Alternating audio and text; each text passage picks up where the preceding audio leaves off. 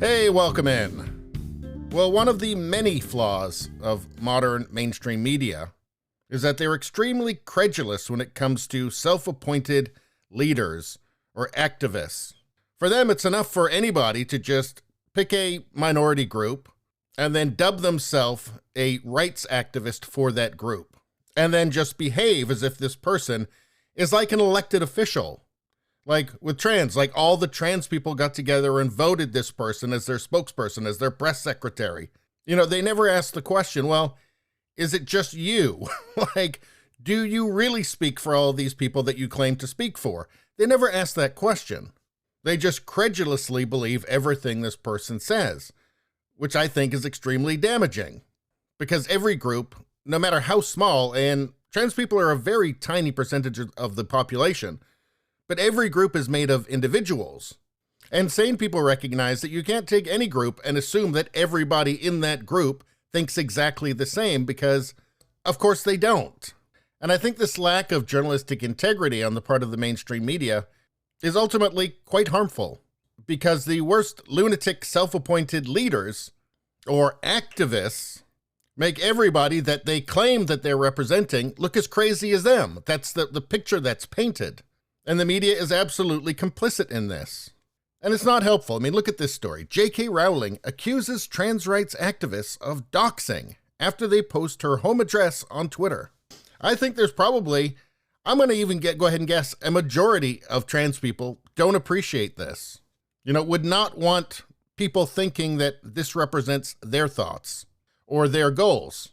Anyway, it says she added that she had since received so many death threats that she could paper the house with them. So what did she say? Last Friday, my family's address was posted on Twitter by 3 activist actors who took pictures of themselves in front of our house, carefully positioning themselves to ensure that our address was visible. She says, over the past few years, I've watched appalled as women like Allison Bailey, Raquel Sanchez, Marion Miller, Rosie Duffield, Joanna Cherry, Julie Bindel, Rosa Friedman, Kathleen Stock, and many, many others, including women who have no public profile, but who've contacted me to relate their experiences, have been subject to campaigns of intimidation, which range from being hounded on social media, the targeting of their employers, all the way up to doxing and direct threats of violence, including the R word. None of these women are protected in the way I am. They and their families have been put into a state of fear and distress for no other reason than that they refuse to uncritically accept that the socio-political concept of gender identity should replace that of sex. I have now received so many death threats I could paper the house with them. Perhaps, and I'm just throwing this out there, the best way to prove your movement isn't a threat to women is to stop stalking, harassing, and threatening us. And that's an excellent point. And do you think that there might be trans people who do not want to be associated with this? Of course there are. But unfortunately, the media doesn't want to mention that. Here's Vogue from June 12th, 2020. J.K. Rowling's transphobic tweets and the erosion of the Harry Potter franchise. Well, what are these phobic tweets that she's so guilty of? Keep in mind, J.K. Rowling is just a lefty. She's just an older version, a 5-year-old version of what left used to be. She's a feminist. It's not that long ago they were just all a big happy family. Well, let's take a look at what the Vogue thinks is phobic. If sex isn't real, there's no same-sex attraction. Excellent point. This is where the L's and the G's and the B's seem to be in conflict with the T's, or you'd think there would be. Because it would seem, I mean, the perspective of the T's seems to be that if you have like a kid, a boy who's somewhat feminine, or a girl who's a tomboy, they're automatically the opposite sex. So that boy automatically must be born into the wrong body and must be a woman. And the girl must be actually a boy, must be a man. That certainly seems to be in conflict with the L's and the G's, for sure.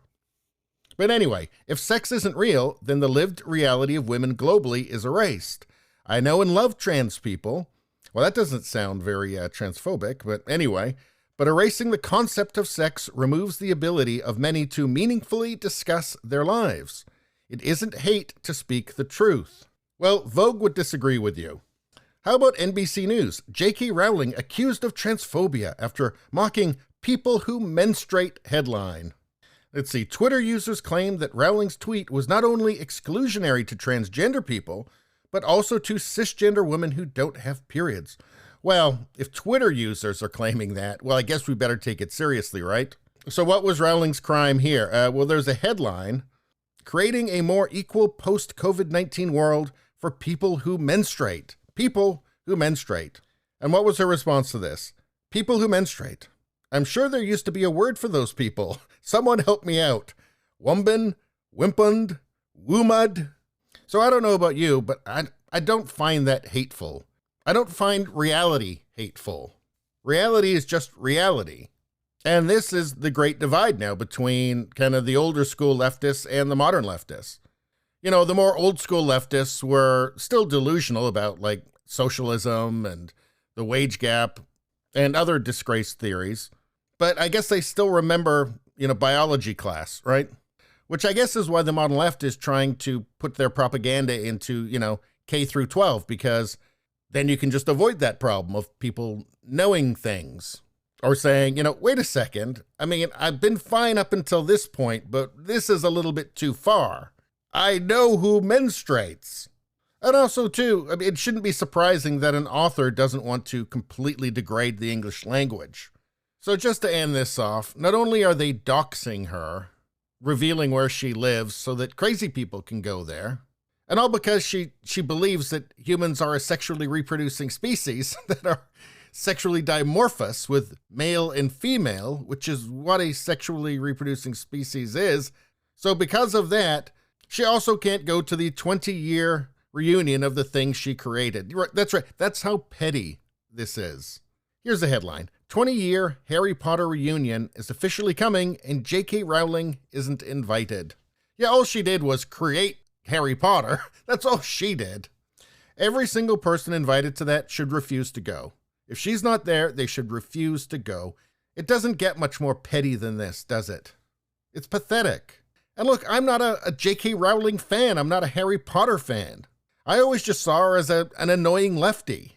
And she did very well with that, with the left for a while. I know her snobbish anti-Trump tweets were very popular. But it does show you that the left is not a very friendly or forgiving place. And when they jump off the bridge, you better jump off with them.